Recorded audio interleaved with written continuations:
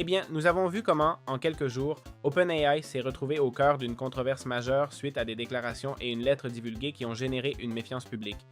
Pour comprendre l'origine de tout cela, nous devons examiner les événements étape par étape, car cette polémique n'est pas apparue de nulle part. Tout a commencé quand la directrice financière d'OpenAI, Sarah Fraser, a mentionné dans une interview que l'entreprise souhaitait que le gouvernement fédéral offre des garanties pour financer d'importants achats de puces pour leur centre de données.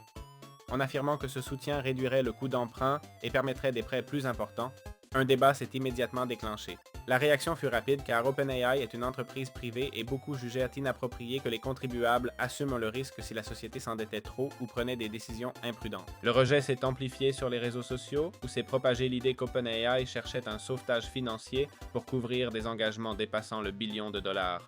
Face à l'ampleur des critiques, Frazier a dû clarifier ses propos. Il a expliqué avoir utilisé un terme qui déformait son intention et que l'idée centrale était que le progrès technologique aux États-Unis exige une collaboration publique-privée. Selon lui, l'administration américaine considère l'intelligence artificielle comme un atout stratégique et agit en conséquence. Toutefois, cette clarification n'a pas suffi à apaiser le mécontentement.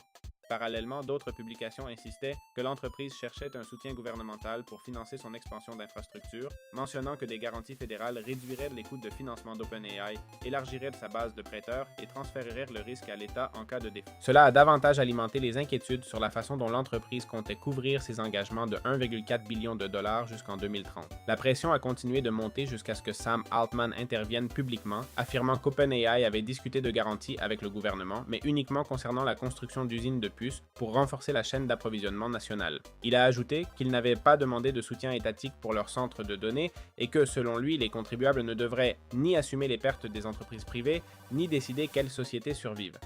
Mais le débat a pris un tournant quand une lettre d'OpenAI au Bureau de la science et technologie de la Maison-Blanche a été révélée.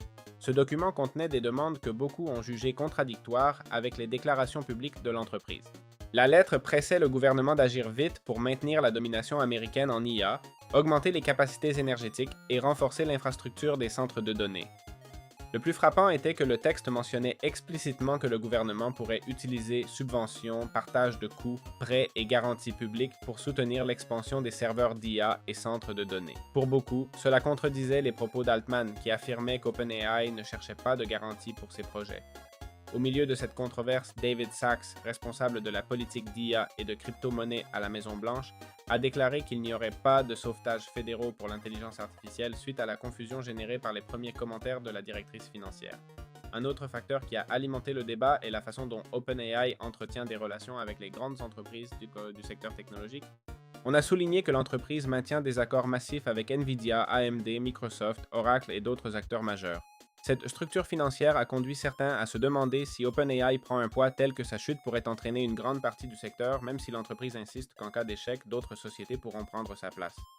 Pour répondre aux doutes sur leur gestion du volume énorme de dépenses prévues, Altman a expliqué qu'ils espèrent finir l'année avec plus de 20 milliards de dollars de revenus annualisés et atteindre des chiffres bien supérieurs avant 2030. Il a ajouté qu'ils développent de nouvelles activités comme les appareils grand public, la robotique, les systèmes d'IA capables de contribuer aux découvertes scientifiques, la vente directe de puissance de calcul aux entreprises et un cloud spécialisé en IA. En résumé, ce qui s'est produit est un mélange de déclarations mal comprises, un document perçu comme contradictoire et des investissements gigantesques qui ont soulevé des doutes sur la stratégie d'OpenAI et le rôle du gouvernement. La polémique reflète la tension entre le besoin de maintenir le leadership technologique et le refus que des entreprises privées dépendent du soutien public pour financer des projets d'énorme envergure. Alors voilà, dites-moi ce que vous pensez de cette actualité concernant OpenAI.